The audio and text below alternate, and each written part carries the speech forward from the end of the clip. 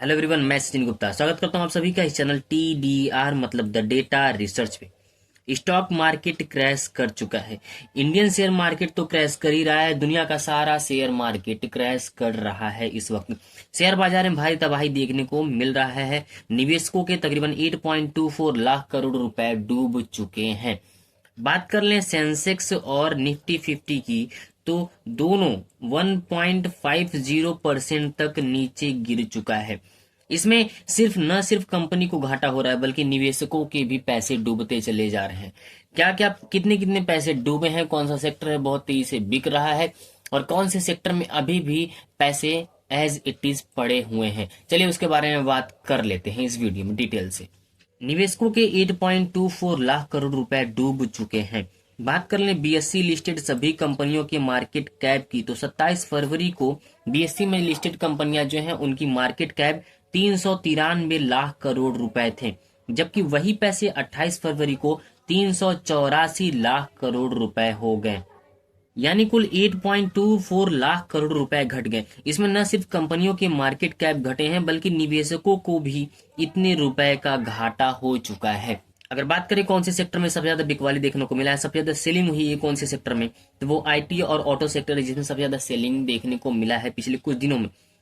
NSC mid cap and small cap लगभग 3% तक नीचे गिर चुका है, जबकि आईटी सेक्टर लगभग 4% नीचे की तरफ गिर चुका है। ऑटो सेक्टर की बात करेंगे तो 3% नीचे की तरफ गिरा है, जबकि bank sector, PSU bank sector की बात करिए, मतलब पब्लिक सेक्टर अंडरटेकिंग वाले बैंक की बात की जा रही है, वो लगभग 2% नीचे देखने को मिला है।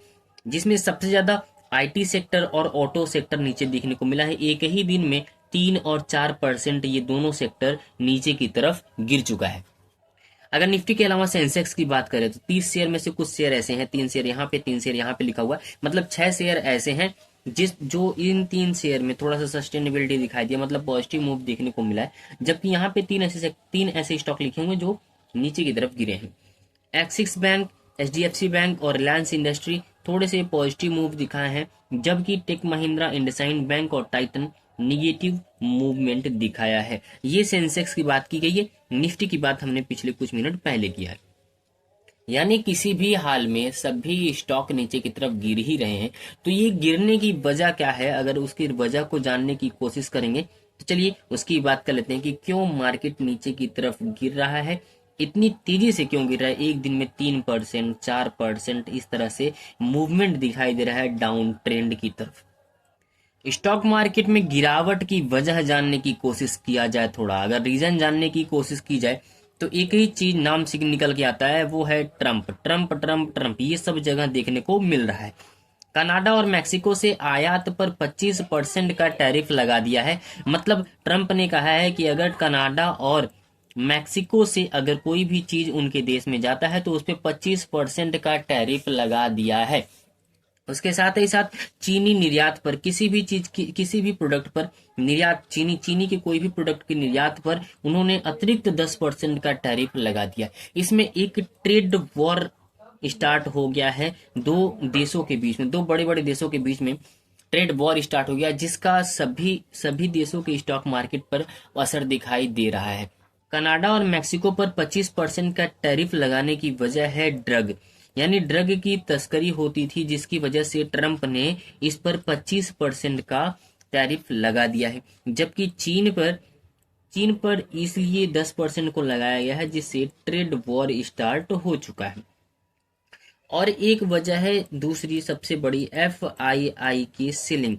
ये इंडियन शेयर मार्केट को बहुत तेजी से अफेक्ट कर रहा है। एफआईआई की सेलिंग, यानी फॉरेन इंस्टीट्यूट इन्वेस्टर जो है, उनकी सेलिंग की वजह से इंडियन शेयर मार्केट पर असर पड़ रहा है।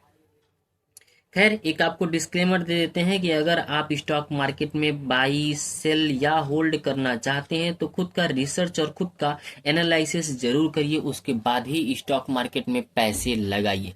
क्यों? क्योंकि कल को कोई भी न्यूज जो है वो गलत भी हो सकता है। तो आप खुद का रिसर्च और खुद का एनालिसिस जरूर करिए स्टॉक मार्केट में पैसे लगाने से पहले। तो चलिए मिलते हैं अगले वीडियो में, तब तक आप लोग बिल्कुल स्वस्थ रहिए, मस्त रहिए, अपना, अपने परिवार का और इस देश का भी ख्याल रखिए।